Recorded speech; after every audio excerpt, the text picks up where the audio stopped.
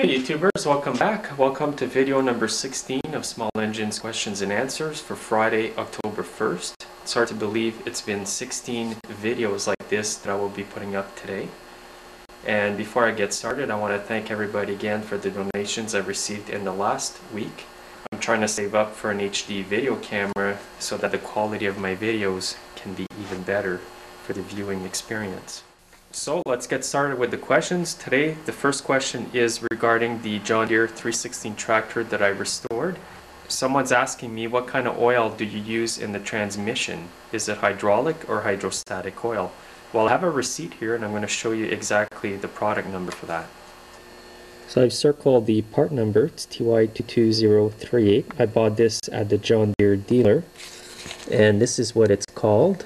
High Guard Trans and Hydraulic Oil, and I paid $5.99 for that.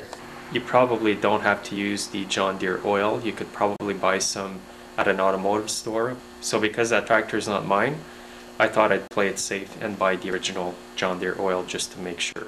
Another question I often get is, do I rebuild pressure washer pumps?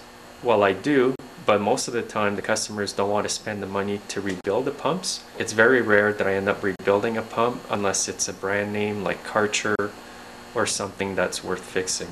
Most people prefer buying a new pressure washer instead of spending all the money for a new pump or to get it rebuilt. Rebuilding a pump is not always a guarantee that it's going to work.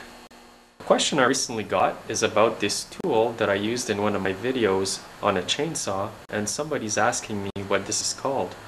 Well, it's called a T-wrench, and oftentimes when you buy a chainsaw, they're going to give you one of these with your purchase. And I'll show you here with the chainsaw exactly what it's for. So the small end of the wrench here is for the bar nuts. So you could either use it to take off the bar with it or to loosen the nuts and tighten up the chain. The end of the tool here is like a flat screwdriver. So after you've loosened the bar nuts, you could use the screwdriver end to either turn in the screw to tighten up the chain or to loosen it. So it's kind of a combination tool. You can also use the screwdriver end of it to take off the cover if you want to remove the spark plug.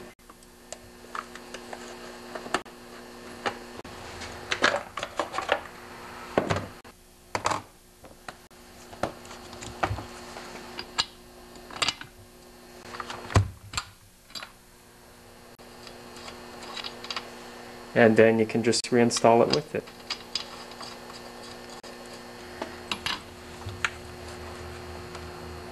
And then just use it to tighten up the screw again. If you didn't get one of these with your chainsaw purchase, you can usually go buy one at a small engine shop or a local hardware store. They're fairly inexpensive too. Now my next question is regarding two cycle carburetors again, similar to this. Especially those who have the plastic hose connector. Some people find it hard to get these off without breaking the plastic connector over here. So this is what we're talking about, the plastic elbow connector. On some carburetors it's made of brass or copper, so you don't have to worry as much. Sometimes you go to remove the hose and it's on really tight and you can break the connector. If you break the connector, you're going to have to order a new one and you're going to be without your equipment for a while. An easy way to remove that is to grab an X-Acto knife. Now you have to be very careful doing this. You want to splice the line just slightly, a bit, not deep, because you don't want to cut the connector. So just splice it like this. Then you can turn it, splice it on the opposite side. Make sure to cut away from your fingers. And then the hose should come off fairly easy. And as you can see here, what this does is it weakens the line on the connector like that, where you've spliced it, and then it's going to come off easy like that without breaking the connector. The last question for today is regarding these blade adapters that you find on some lawnmowers. This adapter here came off of that MTD lawnmower that I replaced the blade on, the video that you saw last week. Now somebody's asking me if it's necessary to have this adapter on there.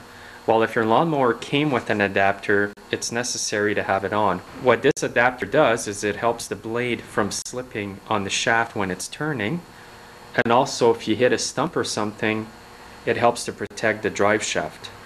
Usually the key in the adapter will break first, or you're going to strip the notches here, then the blade will just spin and no more damage can be done to the engine. Now some blade adapters will come with 2 holes on each side so that you can put a small bolt through the adapter and through the blade. And some of them, like this one, will come with notches sticking up. This one is broken, it's no more good. So if it looks like this, you have to replace it. If it's cracked or the key's broken, down in the hole over here, replace it. So for safety issues and to prevent further damage to your lawnmower, it's very important that you keep these on if your lawnmower came with it.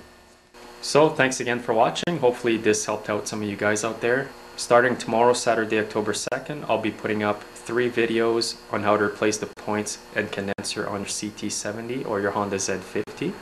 I'll be putting up a video Saturday, Sunday, and Monday, and it's a 3-part series. So come back and watch that, and we'll see you next time. Take care now.